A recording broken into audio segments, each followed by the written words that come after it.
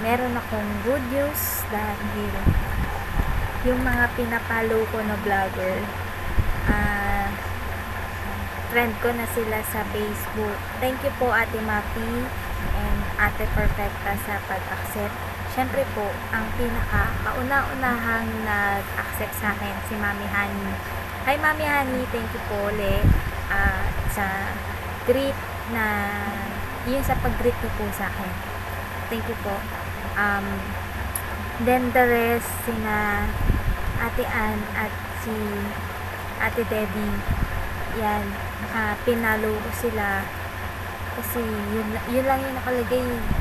Ay hindi, kay Ate Ann follow yung nakalagay lang sa kanya, so yun, kapalo na ako sa kanya. Tapos yung kay Ate Debbie, hindi ako sure kung merong add as friend doon. Basta pag, if ever na merong add as friend tapos follow, dalawa yan lagi kung kiniklik para sure na nakapollow ako and sana ma-accept ako. So yun, tatlo na po kayo na naka-add sa akin. Sobrang saya lang po kasi yung yung nanonood lang ako sa mga vlogs nyo, tapos ayan, nakausap ko na kayo sa Facebook.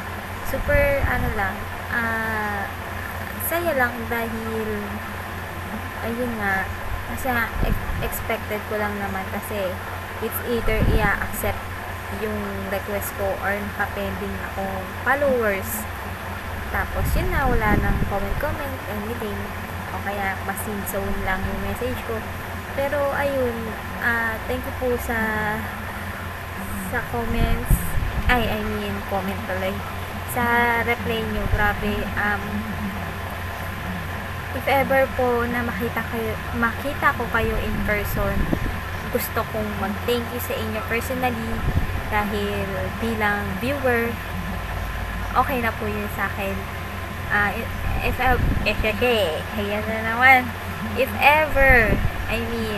If ever po na mapanood nyo to, ayun po, yun yung mga gusto kong sabihin sa inyo, at natutuwa ako dahil meron akong vlog na napapanood na katulad nyo sa inyo, kasi lahat ng vlog nyo is about sa family. So ako as a single, at yung mga friends ko lang din ang nagsasabi sa akin na ganito yung buhay may asawa, sila din yung mga nag-a-advise sa akin na hanggat maaari na yung iba sa kanila hindi nag-success, meron ding mga nag-success, tas meron din yung parang up and down yung nangyayari.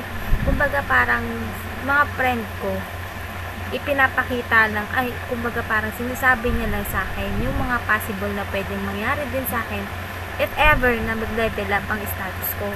So yun, sa kanila kasi tapos nang nangyari na, at ako naman ina-advise lang nila na nakikita mo ngayon yung buhay ko ganito, gusto ko mas maging successful ka pa para sa amin, gusto ko unang umangat ka, na yung lahat ng nakikita mo sa amin, meron kang may apply sa buhay mo, yung mga mali namin huwag mong gagawin. So, saan sila nagkamali? Ano yun? Tapos sasabihin nila sa akin, ganyan. Hindi ko nakikita personally yung mga sinasabi nila. Kumbaga, in a way lang na i-advise, sasabihin ganun. Yun yung mga nangyayari. So, ang pagkakaiba naman kasi po sa inyong apat, Ate Ann, Ate Mapi, Ate Perfecta, and Ate Debbie, lahat po kayo may asawa, may mga anak na yung iba, tapos meron palang nagsisimula bilang mag-asawa. So sa stage ni na Ate Debbie ako, kumbaga parang nakaka-relate pa lang kasi yun pa lang, syempre if ever, dun pa lang din yung stage na next ako. So yun, so sa stage ni Ate Debbie nakaka-relate ako, yun yung buhay may asawa, na yung mga kinukwento sa akin ng kaibigan ko na hindi ko naman nakikita personally na nangyayari sa kanila, kasi nga kapag dumarating ako doon, hanggat maaari presentable sila, natatanggapin ako in a way na hindi nila sa akin ipapahalata na may problema sila. Tapos sasabihin na lang nila sa akin yun kapag kami na lang dalawa mismo yung nandoon sa bahay nila. Kasi hindi naman nagsasalita sa akin yung mga kaibigan ko. Kapag nandoon yung mga asawa nila, syempre sila, may mga time na dumarating nag-aaway. Tapos nandun sila, hindi ko alam, magkagalit pala, kaya hindi nagpapansinan. Ayun, kaya ini-entertain nila ako in a way na hindi hanggat maaari hindi nila ipapahalata na hindi sila okay. Kumbaga si lalaki, kakausapin pa rin ako in a way na parang wala lang, na walang nangyaring something na pagtatalo kung ano man o problema na dumating sa kanila. Kumbaga chill lang, ganun.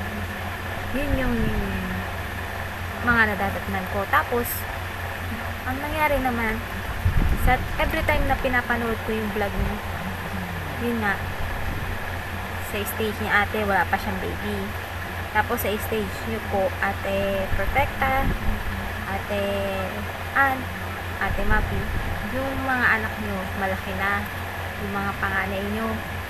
So kayo iniisip ko, paano ko papalakihin if ever nandoon na ako sa susunod na stage. Tapos nakikita ko naman yung mga ugali ng mga anak nyo, okay naman, masunurin, mabait. So, nakikita ko rin doon kung paano mag-handle yung mga nasa stage na ng pagiging mother.